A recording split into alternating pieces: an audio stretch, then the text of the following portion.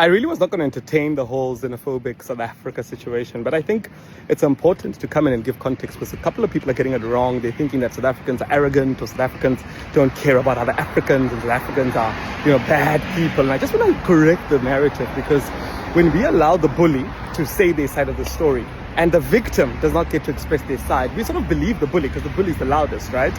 And I want to give context. So South Africa has been under apartheid for a very long period of time, which means that South Africans, were oppressed, and they finally stood up for themselves against the big bully, apartheid, the system, and they actually won. And when they won, they expected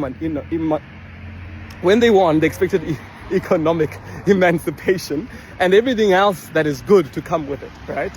And I'm just rushing through this because I've got a meeting to attend, but I thought it's important to clarify this.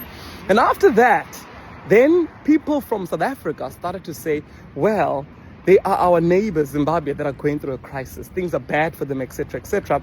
And when those people said, look, we want to come to South Africa, we want to get a better future, South Africans said, okay, that's fine. They said, oh, we don't have papers. South Africans said, well, you're going through, your rand is worthless, or your currency is worthless, you're going through so much. Let's allow you in, right? But for a period, so you can go back and fix your country. And slowly but surely, these people said, well, we're here. And they started to have children, they started to build businesses, they started to take over, basically. And South Africans woke up and said, hold on, we defeated apartheid so that we can prosper. We are now the most unemployed nation.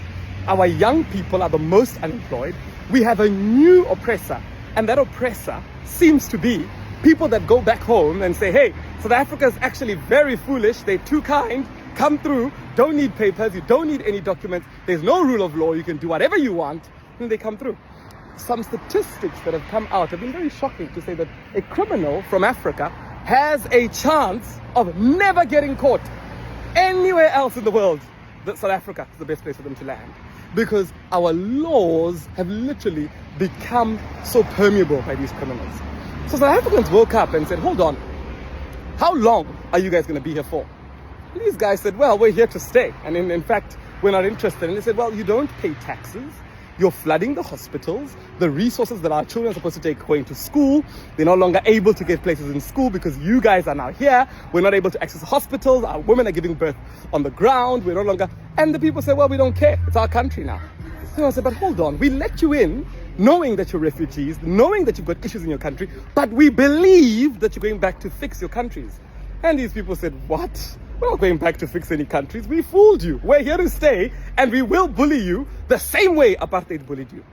And South Africans gathered up in the communities, in the villages, in the rural areas, and they said, no, we defeated such an enemy before that tried to take advantage of us and abuse us. Remember, apartheid did the exact same thing. So now you've got the narrative of the bully going on social media. And what is the bully saying? The bully's got enough money.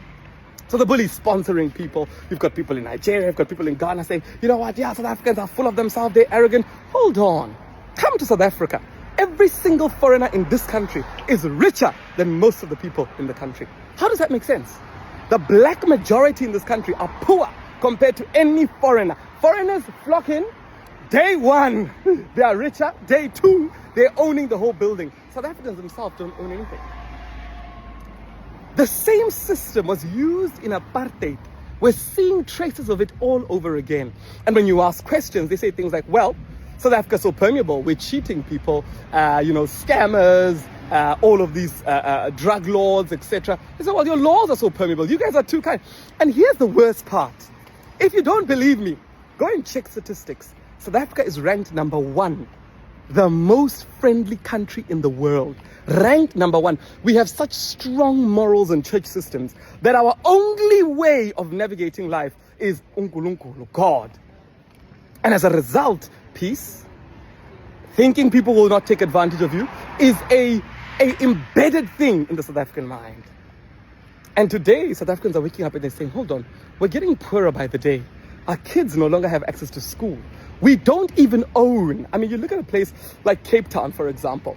I'm currently working in Cape Town. Black people are not here. The people that are here are foreigners, Nigerians, Ghanaians. And South Africans are saying, but hold on, we fought apartheid and they said that they're here because they need to study education or whatever the case is. We allowed them, but now they're here to stay And the worst part is that when we ask them to get an ID and to pay taxes, they are now telling us that who are we to now ask them? So the narrative is of the bully. You're hearing the side of the story of the bully. You're hearing the side that South Africans are these rich people seated down that are lazy, that are just waking up in the morning and they've all of a sudden decided, oh, we're going to kick our way up. No,